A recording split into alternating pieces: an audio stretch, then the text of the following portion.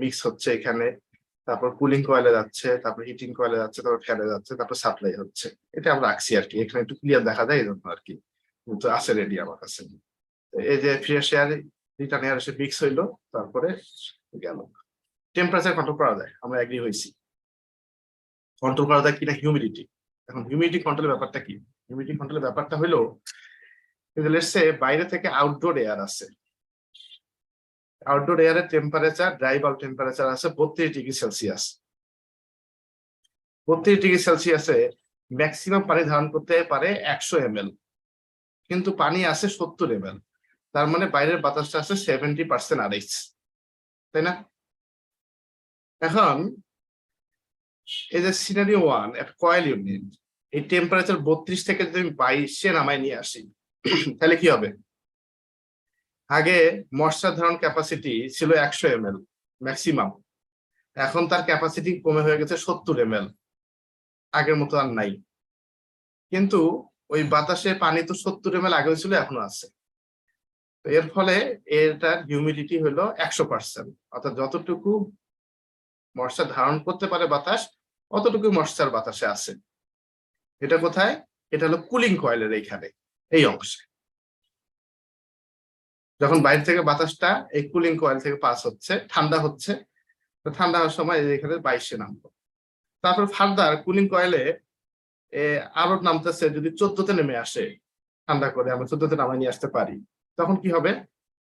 তখন দেখা গেল ময়শ্চার ধারণ ক্ষমতা 70 ml নাই, হয়ে গেছে 42 ml। তাহলে এই যে 42 ml ময়শ্চার সেখানে বাতাসে থাকবে, বাকি 28 ml ময়শ্চার এই কুলিং কয়েল থেকে কনডেনসেশন হয়ে সেপারেট হয়ে যাবে। এই জন্য AHU বলেন, FCU বলেন, বা আপনার বাসার ইউনিটের যেগুলো বলেন, সেখান থেকে এই কুলিং কয়েল থেকে এরকম কনডেনসেশনটা হয়। তো কনডেনসেশন হওয়ার পরে আপনি যদি এটাকে আবার 22°তে নিয়ে আসেন, মানে 14 থেকে 22 গরম করা লাগবে, তার মানে এটা হিটিং কয়েলের এখানে বাতাসটা গরম করে ফেললেন, তো দেখা যাচ্ছে 22°তে ময়শ্চার ধারণ ক্ষমতা কত ছিল? 70 ml, ময়শ্চার আছে কত? 42 ml। তাহলে এখানে ময়শ্চার হলো কত? RH হলো এখন 60%। তাহলে এইভাবে আপনি বাইরের বাতাসটাকে, বা রুমে যখন আপনি সকালবেলায় চালাইছেন, তখন বাইরের বাতাস আর ভিতরের বাতাস তো একই সমান থাকবে সবকিছু, তো সেই বাতাসটাকে আপনি প্রথমে পাচ্ছেন দেখা যাচ্ছে 70% RH আছে। ঠান্ডা করলেন, করার পরে কনডেনসেশন হয়ে আপনার বের হয়ে গেল ময়শ্চারটা, এরপরে আবার ফার্দার গরম করতেছেন, এইভাবে হলো আপনি আবার 60% RH নিয়ে আসতে পারতেছেন। এখন যদি বলে যে আপনি যদি কন্ট্রোল করতে পারবেন কিনা, অবশ্যই পারবেন।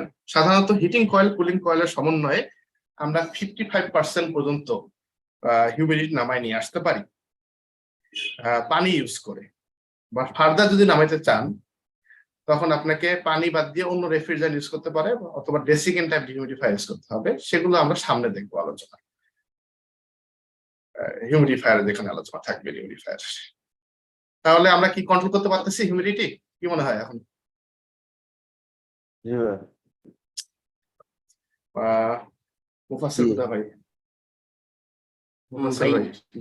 হিটিং কয়েল ইউজ না করে কি আমরা হিউমিডিটি কন্ট্রোল করতে পারি?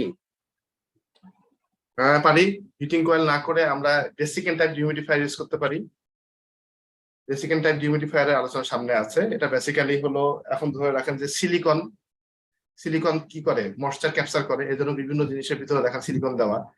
তো ওই সিলিকন টাইপের ম্যাটেরিয়াল দিয়ে আমরা সিস্টেম তৈরি করি, সেটাকে আমরা ডেসিকেন্ট টাইপ ডিহিউমিডিফায়ার, ওটা দিয়ে করতে পারি। সাধারণত ফার্মাসিউটিক্যাল যেগুলোতে 40% মানে 55 নিচে নামাইতে হয়, সেইখানে আমরা ডেসিকেন্ট টাইপ ডিহিউমিডিফায়ার ইউজ করা হয়। ধন্যবাদ ভাইয়া। ইউসুফ ভাই, আপনি প্রশ্ন করতে পারতেছেন না, কিন্তু প্রশ্ন আপনি লিখতে পারেন, মেসেজে লিখে ফেলেন। হ্যাঁ, সমস্যা নেই ভাই, আপনি এই বিষয়ে এখন তো প্রবলেম হচ্ছিল আমার এখান থেকে। আর একটুই ছিল ভাইয়া, ওই যে আপনি একটা টেম্পারেচার কমার সাথে সাথে হিউমিডিটিও ডিক্রিজ হয়ে যায়, একটা টপিক আজকে মেসেজ করেছিলেন। হ্যাঁ, ওইটা যদি একটু আমাদেরকে একটু আপনার মতো করে সহজ করে আমাদের বুঝাইতেন। আমার চেয়ে ভালো এক্সপ্লেনেশন একদম দিছিল, ওনাকে দরকার। শুরুতে বলে ফেলছো, কে জানি আছে, নাম ভুলে গেলাম। আমি ভাই আমি হ্যাঁ হ্যাঁ, বলছিলাম আপনি এক্সপ্লেন করেন, তাহলে ভালো লাগবে, আমি একটু রেস্ট নিই। আসলে বিষয়টা হচ্ছে আমি